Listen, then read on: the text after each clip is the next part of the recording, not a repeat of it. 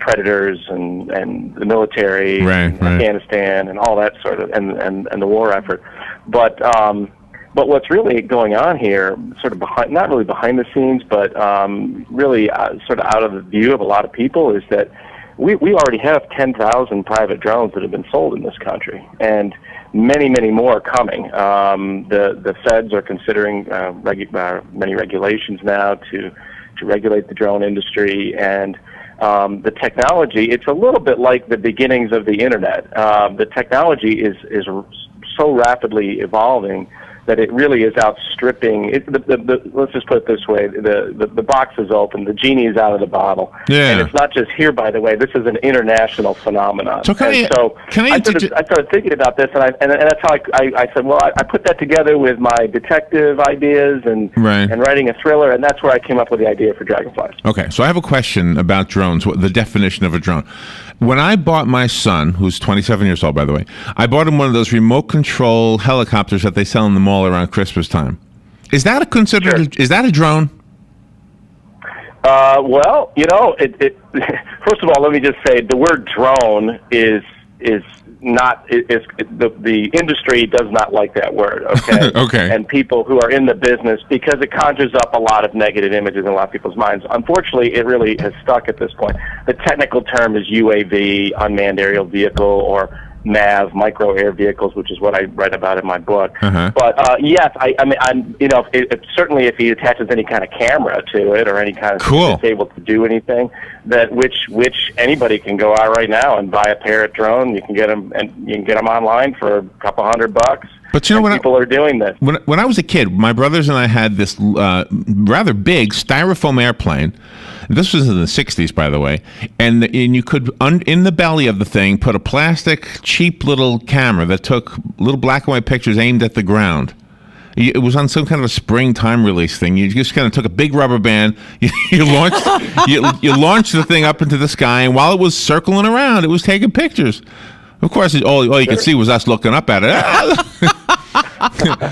So that was kind of a drone, wasn't it? Mm-hmm. I guess. Taking pictures. And maybe that's what the NSA has been using. No. That's why rubber band sales have gone up. What I write about in my book is I envisioned a near future society. So I envision a society, and so it's classified as sci-fi, but I envision a near future where we have micro drones that are virtually invisible to us, that have the ability to, say, crawl in through an air duct in your building and spy on you without your knowledge, and do all sorts of other nefarious and sometimes beneficial things. And so that's what I deal with in my book. Really? Now, there was a fly on my ceiling yesterday, and I watched it, and I was thinking, now why is he up there? There's no food up there. So now you may have to start looking more closely at all those insects in Florida in the future. I do a very heated political program here, as you can tell. So I'm sure everybody's keeping their little drone bugs on me. I am. In your book, you also deal with PTSD, not in the sense as it's in your face, but because of your character Raina, because she was battling her own demons, and that was very clever on your part, I thought. Sure. And Raina is really the. By the way, I should say the book is an option for film and television, and the screenwriter who has already adapted the book is now joining me to continue on the series of books. So Darrell Nelson is joining me as co-author with the books, and we hope to have the second one out here before the end of the year. But that's exciting. Raina is really the. Yeah, I appreciate that. And Raina is really the basis of the series and really the character around which the series is drawn.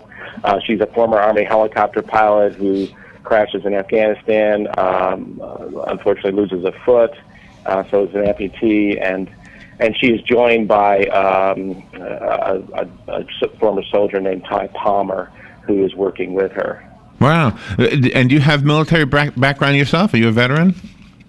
I do not. I have spent a lot of time, of course, talking to a number of individuals, and I have some close relatives, one of whom who acknowledged in the book, but he is actually works for DoD and intelligence and at quite a high level, and would not let his name be used. But anyway, so yeah, I do have a lot of sources, but no, I don't have that background myself. Well, very cool. The book is out already, right? It is. It's out right now as an original ebook, which is distributed through my agent in New York. It's available wherever ebooks are sold, and on all formats. And we do hope, as the series moves forward and we package further ebooks together, that it will be out in print. The packaging may change a little just because of the nature of the series. It's kind of designed around a TV series right now, but some of that may evolve as we go along here. So for the listeners, again, just to reintroduce our guest, Andy Straka is on the phone. His book is called Dragonflies, and it is a story about drones and the near future possibility, probably closer than we realized. I'm guessing that you probably are onto something here. Do any of the drones really look like actual dragonflies? Yes, in a rough manner of speaking. The ones that I envision in my book are actually so tiny that you'd have to look incredibly closely in order to be able to see them. So they're actually even smaller than the actual dragonfly. How do you keep from getting bored about writing in the similar genres? Do you ever want to write something else in a different genre? Yes and no. I'm so fascinated with what's going on in our world these days, and not just technology, but just the news and everything else that's happening. That for example, I just finished the 6th book in my Pavlicek series called the K Street Hunting Society, which will be out next March from a different publisher. But and I just the stories just come to me, and I guess I'm just really blessed in that way. But so I never grow bored. I have way more stories that I want to tell than I can get out, and so I feel like I'm sort of in the sweet spot writing thrillers. It is a little bit of a venture to kind of move into this sci-fi area, and I'm really it kind of introduces a whole technological realm to me that I can bring to bear to the books. And I'm a little bit of a techno geek too. In my other series, I'm also, by the way, a licensed falconer, and I've flown 5 Hawks, but that's a whole other story. Oh wow! That is covered cool. in my other series. So I guess I like things that fly, but whatever. But anyway, yeah, me too. But, I do love things that fly. Yeah. Especially if they can take me places. Do you remember a couple of years ago when the Pentagon had this casting call sort of for authors who write the genre you write, so that you all, authors, people with creative thinking skills, could give them some ideas of what might be around the corner, because they were looking for somebody to kind of predict the future. Do you remember that when authors were being? Absolutely. Yeah, absolutely. That was right post 9/11. It was within a couple of years after that, and everybody was imagining all sorts of terrorist scenarios and so forth. And they brought a whole sort of brain trust to some of these best-selling sort of sci-fi thriller writers in to kind of brainstorm about what could happen. Well, this could be one of them. I mean, you could be telling them something with this one, unless it's already out there. I don't know. Well, you always hear about these stories about a bumblebee. Yeah. That has a camera in it, right? That's right. Sure. Yeah. Okay, so the book is called Dragonflies, and Andy Straka is the author. How do we get the book, Andy? As I say, you can go on BarnesandNoble.com, Amazon, any websites, iTunes, Kobo, any e-reader format.